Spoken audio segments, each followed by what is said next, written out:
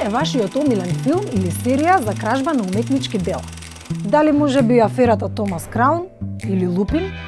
Но што ако наместо во Холивуд погледнеме во нашето соседство?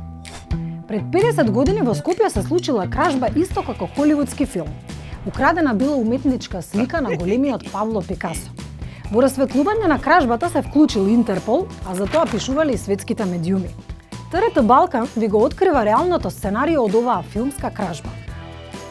Се започнало во 1963 година, кога Скопје беше срамнето со земја во катастрофалниот земјотрес во кој имаше 1100 жртви. По земјотресот започна обновата. Имало многу идеи како да се врати нормалниот живот во разрушениот град. Меѓу нив била идејата за создавање на уметничка галерија, односно музеј на современа уметност. Првиот директор на оваа институција, Борис Петковски, почнал мисија за собирање на уметнички дела од светски автори.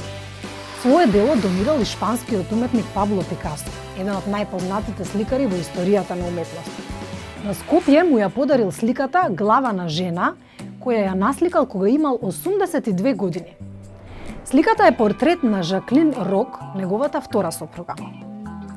Само 6 години откако е донирана сликата била украдена на 17 ноември 1971 година во Скопје. Речи се истовремено во неколку галерии во Париз се украдени негови дела.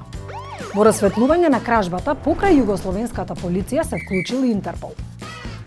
5 месеци подоцна уметничката слика е пронајдена на аеродром во Франкфурт, а уапсени се 5 мина кои биле дел од меѓународна група кратци на уметнички дела.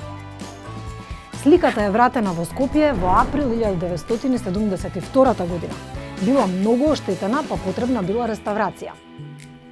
Кражбата ја извршил студент на филозофскиот факултет во Скопје, а негов пријател од Израел бил посредник во продажбата. Сликата е украдена директно од музеот. Првиот ден студентот ја поместувал неколку пати за да види дали е поврзана со алармен уред.